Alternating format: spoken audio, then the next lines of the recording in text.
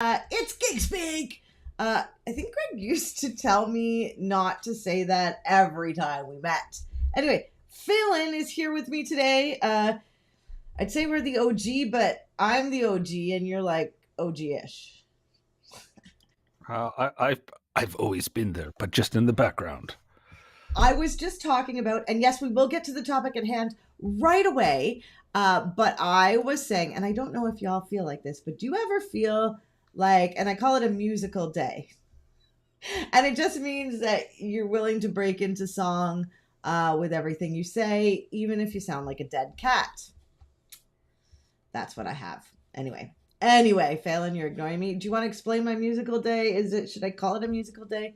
Did I just try to Uh, put two pairs? no, that makes sense. I am checking on Facebook because I don't think it's shared properly to the group. So I'm Uh, going to, yes, share from our business page, huh? yes, I am seeing that. Okay, I'm just Oh, going to be sharing. live, you're live. I'm enjoying today a little bit. I think it's because I played the Oculus and went to the forest, which two of my favorite things, right? And see, into Absolutely. song, I'm like, and these are a few of my favorite things. When the dog bites. No, okay, I'll just give it up now. uh, No. we are going to be talking about how to do keyword research. Yes, this is one of those topics in SEO where we see a lot of differing opinions and we see a lot of different ways to do this and a lot of different strategies. So we're going to talk about what we know, what we see, and what we teach, right? Right, Philip? Yeah. Indeed. Indeed. Okay, so how you it says you've posted in the group. What does it Yes, I have shared it in the group. So we will fix this in the future, but for the time being, here we are. And yes, we're definitely picking keywords is super important. There's a million ways to do it, and we're just gonna talk about the ways that we like to do it. Oh, look, I'm failing Seymour too. I was thinking the same thing. I was like, wow, you changed your name. You didn't tell me. I know, Uh, right? Just if you all didn't know, so my full name is Philippa, and his name is Phelan, this guy, and together we make the Fuzz, which is technically the name of our company. Just if you didn't know. Anyway, let's get right to it, Phelan. Let's talk keyword research. Yeah. yes, absolutely. Yeah. Let's get to it. Now, this is a fundamental thing we do in SEO. And so, first, Phelan, can you explain what keywords are? Keywords are the fundamental building blocks to how Google works. There are words that indicate and mean different things given on their context, and you put them into Google, and then Google goes around the internet and says, "Oh, we think that based on what you asked into this, that this website, based on what they have on the page and what they've done with their SEO, is actually matching with what you thought you were looking for." Mm-hmm. Now, keywords have changed over time. And the reason they're called keywords is because back in the day, you type in one keyword. Now, if you actually look when you do a search on Google and you look at the string that goes in the URL after you're done, you're going to see a plus keyword, plus keyword, plus keyword, right? Because although, how we search has changed, one of the fundamental components is keywords. Now, we still do keyword research in an old type of way, in that we try to pick our keyword before we do writing sometimes, or we pick like one keyword string. When we have that in mind, we just go and write, and then it just comes out more naturally. When you have that idea in your head, you can actually write your content and then go find a keyword. But we're not talking about writing content today or on page SEO. We are talking about keywords. And they are really important to everything we do in SEO because they're pretty fundamental. We wanted to talk today about the parts of the keywords, how keywords relate to the funnel, how to do keyword research, topic clusters, and we actually have a resource in the Facebook group. If you're not in the Facebook group and you don't know what I'm talking about, Cyberpunk Geeks Marketing Mixer, it's where marketers go to collaborate and be supportive of one another. So if you're not in there, join us. But anyway, okay, parts of the keyword. What am I talking about here? Well, I think when we were doing our discussion of this earlier in the week, we were talking about, we have how things like a head term or a seed keyword versus a long tail keyword. Mm, And that's the idea is that basically as it becomes more you know your single word or just maybe one or two words, those are getting, I mean, they're hard to compete with, mostly because Google doesn't know how to interpret if you Google water. Well, what are you looking for? Yeah, and so like, are you? And most of the time, what you'll find is if you do a single word, they're just going to define that word for you because that would make sense to. I'm looking for, if I'm looking for the word schizophrenia, generally I'm looking for the definition. What is schizophrenia? Is the question that Google interprets it as versus like what are treatments for it? Kind of a bad so example. We'll move away from that one. right? So you'll get like wiki as your result, and you always want to look at the search engine results pages when you're picking a keyword because it's really going to help you see what Google's interpreting is the intent behind the keyword. And we'll talk about intent a little bit maybe later on today because it is parts of the funnel, so to speak. But parts of a keyword. Okay, so there's the head term. That's one or two words. Um, and so if you're picking a keyword and you're picking a head term like water or mechanic or what an you don't they have really high search volume, so they're they get a lot of searches. That's what that means. And but the higher the search volume, the more competitive it usually is. So when you're searching for keywords, what you're trying to look for is high search volume and low competition. And we'll tell you how to figure that out. But so that we have the head term, right? And then Yeah. we have modifiers that we can put on a word. So for the word water, bottled water, right? It modifies the main seed keyword. And as you develop your, whatever keyword you're wanting to rank for, you can do it in various ways. And one of the ways is to look for long tail, which is the regular definition for long tail keywords is longer than 4 to 5 words, right? If you Yeah. do use Yoast, you'll see inside there that if you pick a keyword that has more than 4 words, Yoast is like, please rethink that. But longer tail searches happen more frequently, and the search volume over time and is better, right? Because you're more likely to convert because you can compete if you're a smaller business. If you're a smaller business and you go after like a word like water, you'll never rank, right? And it gets kind of defeating when we pick keywords to rank for and we don't rank. And I've done it. Have you done it, Phelan? Yeah. Yeah. Though I would modify it slightly Oh, you're. in just, yeah. So a lot of people who, when they talk about keywords, they even say when you go, this is more in the content side, you still want to have a page that, say your main thing that you're going for is low carb chocolate cookies. Ooh. Say that's how you're doing something like that. You may want to have a page that supports that page that says why is low carb good.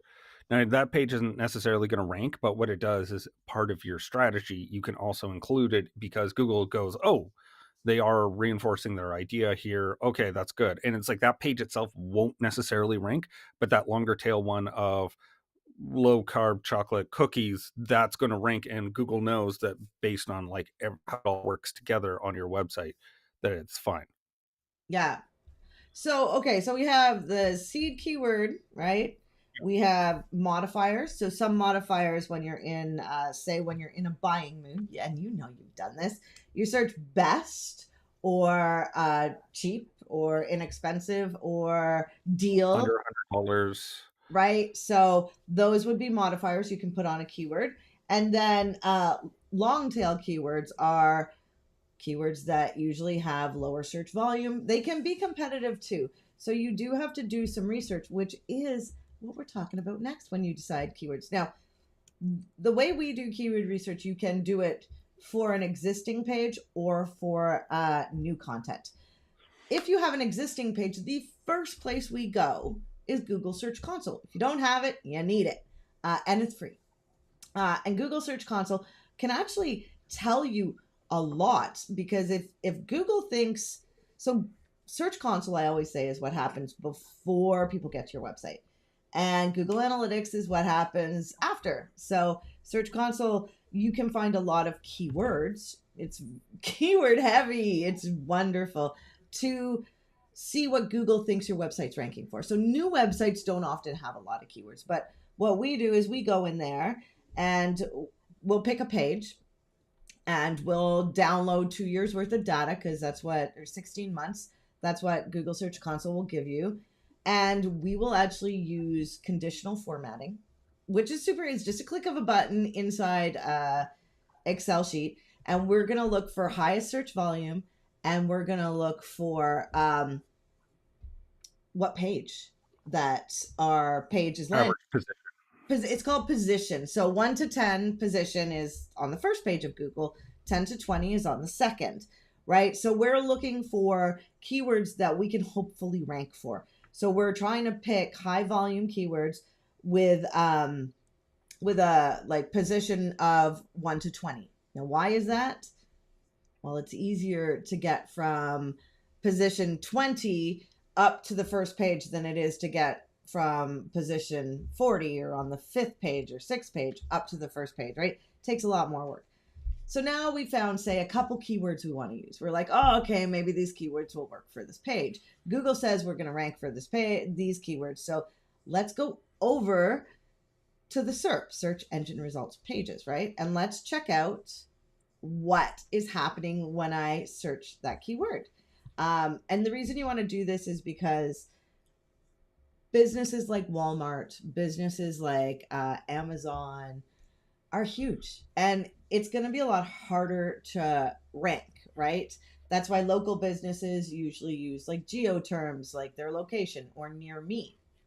So, but Search Console is our first, right? First thing. Now you got a keyword or two, right? So, because you want a couple to go check out, because, you know, so this process can take about 2 hours on average, or a long time, and you can go down many a rabbit hole, right, Valen? Oh yeah, no, it's easy to be losing the thread and start seeing all the different keywords. I would also like to just reinforce what you had said of your process, so that you're saying that, like, yeah, if you've got data, your site's been around for a while, use Search Console. And if you haven't, then I would say go to the SERPs, like Pip said. And so that'll give you a good idea to see who's ranking, what are they ranking for, what are the signals that, because the idea is you're trying to figure out what the signal is that they're sending to Google, that Google thinks this is relevant to the search. Mm-hmm. Yeah. And so that's going to be a big, yeah. Oh, I was stuck it's there. Really fun. Actually, a lot of people have changed the way they do keyword research. They'll just go over to the search engine results pages, and they'll find, you know, the people also ask section on the SERP. They'll find, you know, when you start typing in things, I don't know if you've ever played the game How To or What Is, you can see the most current things people have searched. Now, funny thing about this is, so if you're going and finding your keywords on the search engine results pages by using the auto complete that Google does for you, there are different ways to do that. So you can write your keyword and then space, and then you'll see a bunch of extra auto completes. You can actually go and take your space bar at the front of the word and just hit space, and then you'll get different keywords showing up as the autocomplete. So you take the keywords you found, yeah, and then you go, and one of the things you want to look at is when you do the search on the search engine results pages, you're going to see like how many results are like showing up, right? How many results did Google generate? If there's billions of results, well, it might be harder to rank for. So you're going to take those keywords and you're going to go to the Google Keyword Planner, and which is from Google and inside Google Ads, and it's free. And there is a way to get a free account. I'm not sure. We have to go look at it again. They do change things. But yes, you can get a free account without setting up a campaign. Don't get me wrong, they try to steal your money and they'll try to get you to set up one. But then you're going to put those keywords inside the Google Keyword Planner to check search volume and competition. Now, that being said, sometimes, because if you're using the search engine results pages to choose your keywords, oftentimes Google won't give you any information on those keywords because they're newer. But we know people are searching for those keywords, right?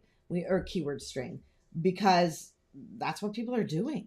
And that's what Google's telling us people are doing. If we watch our own behavior and what Google gives us, we can get a lot of feedback, right? Yeah, absolutely. It's definitely one where when you start to take a look at how you interact with Google, I remember there was a study that they did on people modifying their language based on what Google or another search box would give them in order to give it the right intent. Mm. So there's going to be a lot of ways that you're going to interpret how Google sees things in order to make sure that you're sending it the right signal so that you find out oh, they had this, maybe they search it a slightly different way, or you need to modify what you're going after a slightly different way because of what Google's showing you. And so that's definitely one um, that we would recommend. One other thing that you'll notice that what we're talking about as well is that we're talking about Google and using all of their tools. And while there's other tools like SEMrush, Ahrefs, and Moz that do a good job, they're having to interpret just as much as you are. They just have like some special, software that helps them with it, but they don't know what Google knows. And so we always go to Google because ultimately they're the source of truth of who's going to be displaying what. It's not Moz, it's not Ahrefs. Bing Bing Webmaster Tools, also a free tool, Yeah. can also give you some insights. Same kind of insights, different keywords, different search engine, but it's interesting because those are the sources of truth where we know specifically people have typed in these keywords. Our website has showed up on this page, right, of Google. So that's what we use as our source of truth. Now, don't get me wrong. As I said, you can go down a deep rabbit hole, and it can be really hard to find the keyword you think you can rank for. Things you want to pay attention to this is in your industry, what's new. So I wrote a blog post a couple years ago when Google, I can't believe it's a couple years ago now. Okay, maybe a year and a bit. And it was Google Analytics 4. The keyword I picked was Google Analytics 4 setup. I will tell you, it is my only claim to fame ish, where I ranked on the first page of Google in like the top 3 spots. It was so great. I ranked with some of the people I look up to. It was brilliant.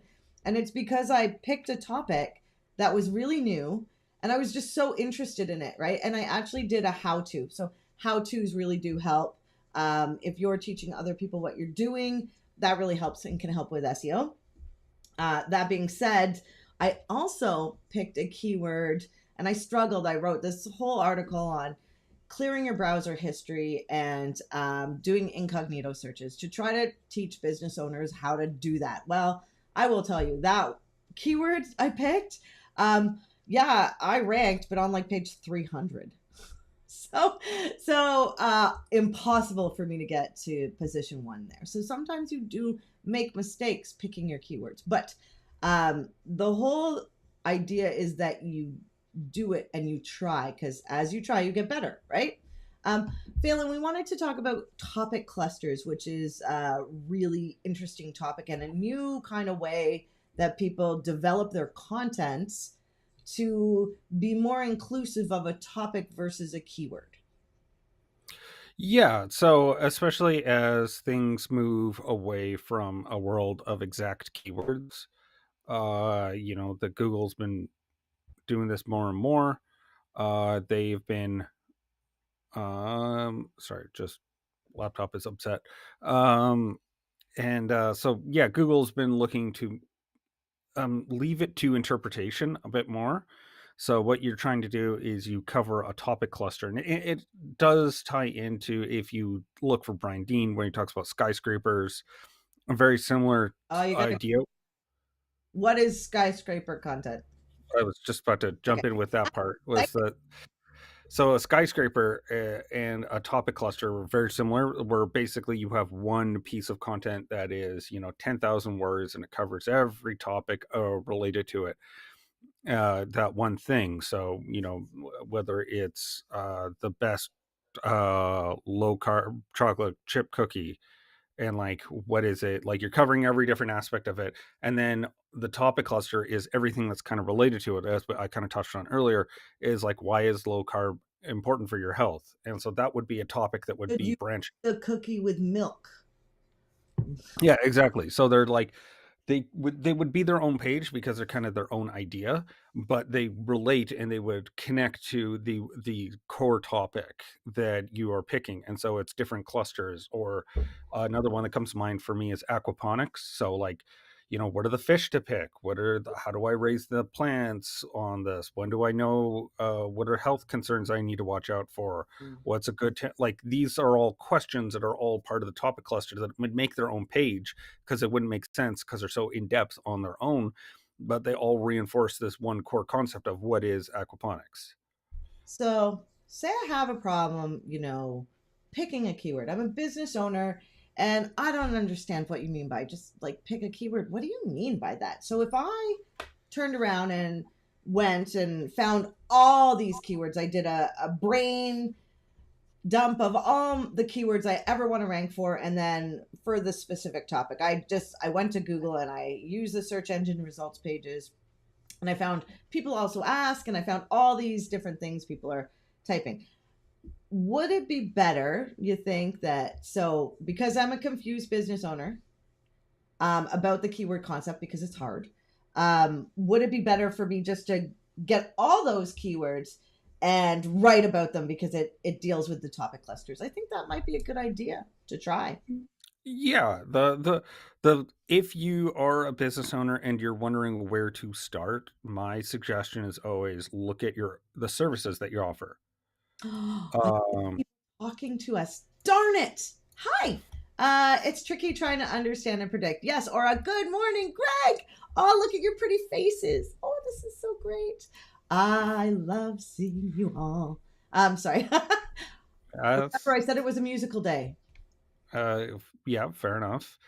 Yeah, so what I would say is, like, if you're looking for where's your starting point, start with the services that you offer. Mm. Um, Not start with your homepage. Leave it to don't last. Yeah, yeah. No, no, but start with, like, your service. So whatever your homepage is, that's gonna be its own thing, but your service that you're offering, if you're an automotive shop, if you're digital marketing agency, start with that first, and because that's ultimately the thing that will give you an ROI on what you're doing, is, are you driving more traffic based on the services that you offer? Yeah. Um, Aura's asking really good questions, and she says it sounds like topic clusters are going to be easier to target. Yes, if it you do, depends on your writing skill. yes, well, that is true. I think that a better way is to say you want to write a piece of content, just go write, because all the things you're going to bring in is going to create that topic cluster. You know, do you need to pick a keyword? Not necessarily. You could publish that content and then wait a little bit and then see what Google Search Console says. I mean, or pick a keyword. When I did that GA4 setup blog post, I changed my keyword. Ha, foolish me. Because I added another word on it, and all of a sudden that word didn't have as much search volume. But I think topic clusters is gonna be a way to go. There's been some news, secret news. Actually, it's all over the internet now. But Google just launched. They have a new algorithm called Palm, Palm, and man, it's gonna make things just even better online. So it just means they can process a lot of information and understand it. So I think topic clusters, and when you're writing really good content, technically it's naturally you're gonna have the topic clusters. If I'm writing about running shoes, I'm talking about laces and tread and maybe color and What maybe the makes a good material. running shoe? What are things to compare about them? So you're gonna have some comparison pages. I think another thing that you wanna do that we talked about in our prep for this is you also want to attribute it to the funnel. So Mm. you want to make sure that you're having, oh, do I have feet pain after I go running? Right. So that's Where a would that question. be in the funnel? Ooh. Well, that would be the very top, right? You're identifying a problem. Someone has a foot problem. Okay, so then the next one's going to be what makes a good running shoe. So that's them considering, and then their last one is, you're going to have reviews for the a certain shoe, and then you're going to have like some sort of intent to buy. And so each one of those are different keywords, and they're attributed to different phases in the funnel, ultimately leading to like an e-commerce sale. Yeah. And one really interesting thing. So we all know, we have a business and we developed a website and then we learned about keyword research and SEO. And as we grow in our business, one really smart thing to do is say you did try, say you picked a service page and you picked a keyword and you're trying to rank for that keyword. Well, when you write new content, link to that page using the keyword on the current page you're writing and link to it, right? Because that's telling Google, hey, I think this other page is important and it's about this topic, and you're actually linking. So that's it's a strategy that comes over time, and it's not always the easiest to implement, but that's one of the things you want to do. So keyword research is actually quite fun. Do I sound geeky? Oh, shoot. It is it can be a long and arduous process.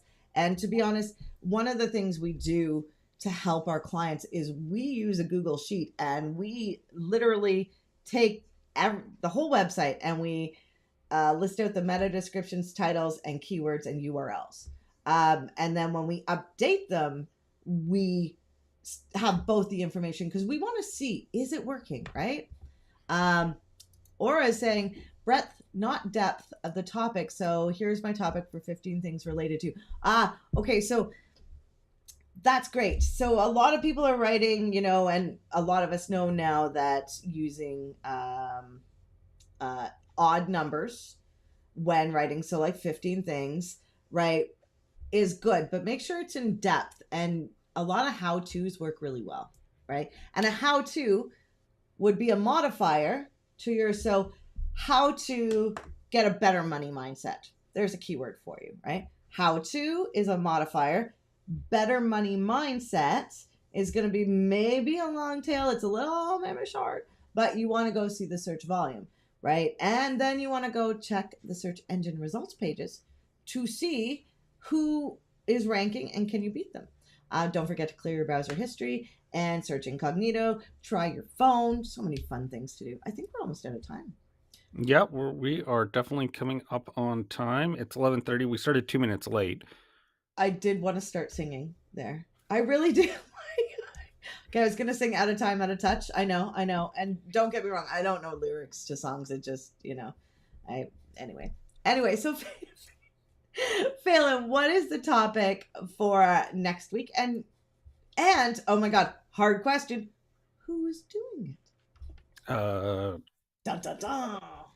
I don't know either of those things. If you are looking for what topics we talk about every Thursday, we get on here 11 a.m. Pacific time and we talk about something marketing. It is in the leaderboard or in the header. Yeah, the banner image. Yeah. So next week is going to be the state of social media, and I believe that is with Greg and Rena. Oh, that's going to be interesting. Yes, Rena does a lot of the social topics. And we always learn a lot. So make sure to join us. If you're not part of the group, join the group. If you don't know about the group, catch the replay and it's in there. And I think that's it. Yeah. Do you have any final words, Phelan, for the only final word I would say is don't get overwhelmed. Don't be bite it off one step at a time. Don't you don't have to do every single little bit of it, map every single thing out. Just get started step by step. We should do hot tips at the end of our chats always. So here's a hot tip. Well, a good tip. Go to Google Trends. If you've never been there, go check it out. and start to get used to it, because Google Trends and Phelan, what is that email we get? Exploding topics. Exploding by, I think it's owned by SEMrush now. Because Oh, they yes, because they bought they bought, bought Backlinko.